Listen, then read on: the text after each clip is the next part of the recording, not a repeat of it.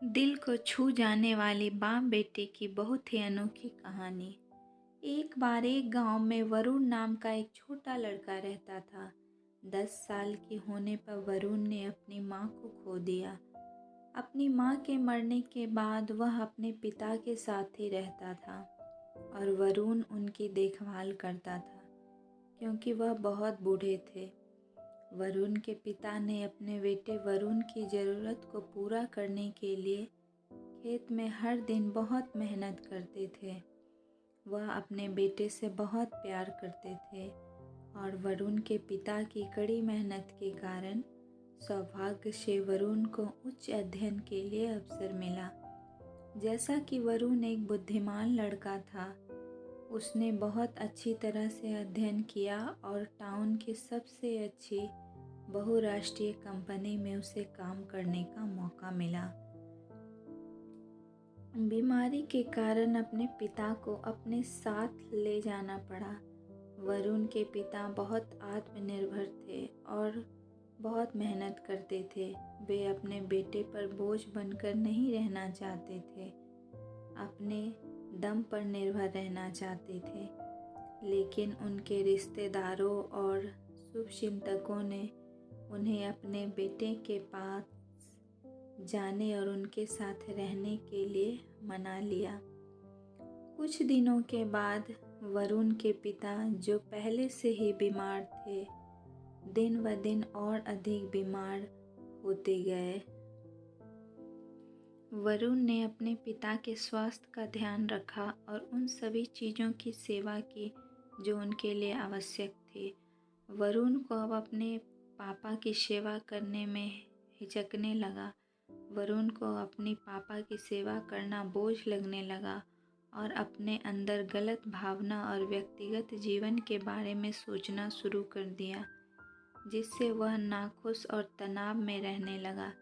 जब उसने अपने पापा को उस दिन से वरुण अपने पिता की अनदेखी करना शुरू कर दिया, क्योंकि वह अपने पिता के साथ रहने और उसकी देखभाल करने में संकोच होने लगी और वह भी खुश नहीं था।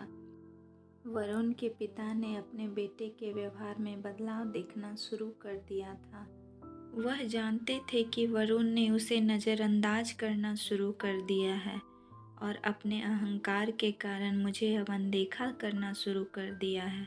वरुण के पिता ये सब देखकर उन्होंने मन बना लिया कि अब वह अपने बेटे के साथ नहीं रहेंगे और अपने बेटे के बदले मिजाज और अपमानजनक व्यवहार को देखते हुए उन्होंने आखिरकार वरुण को छोड़ने और गांव में अकेले रहने का निर्णय बना लिया। वरुण के पिता जानते हुए भी उन्होंने वरुण से अपना फैसला छिपा लिया, क्योंकि उन्हें पता था कि इस बात से वरुण को चोट लग सकती है। इसलिए वरुण के पिता ने अगली सुबह तक का इंतज़ार करने का फैसला किया और उसे बताया कि वह वहाँ से जाना चाहते हैं और अपने गांव में रहना चाहते हैं। शाम को जब वरुण घर वापस आया तो उसने अपने पिता से कहा कि वह उन्हें एक सैर के लिए ले जाना चाहता है। वरुण के पिता को इतनी खुशी हुई कि वह अब तुरंत अपने बिस्तर से उठ गए।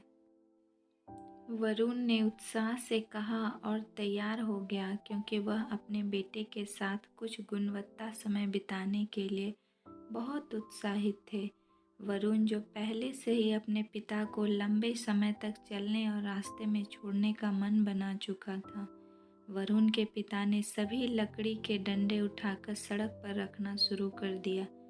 एक गैप छोड़कर सड़क पर एक के बाद एक लाठी रखते गए। अपने पिता को ऐसा करते देख वरुण सोच में पड़ गया था, लेकिन वरुण यह जानने के लिए बहुत उत्सुक था कि आखिर मेरे पिताजी ऐसा कर क्यों रहे हैं। अपने पिता को ऐसा करते देख वरुण सोच में पड़ गया था, लेकिन वरुण यह जानने के लिए बहुत उत्सुक था कि उसके पिता ने इस तरह डंडे को क्यों रखा है।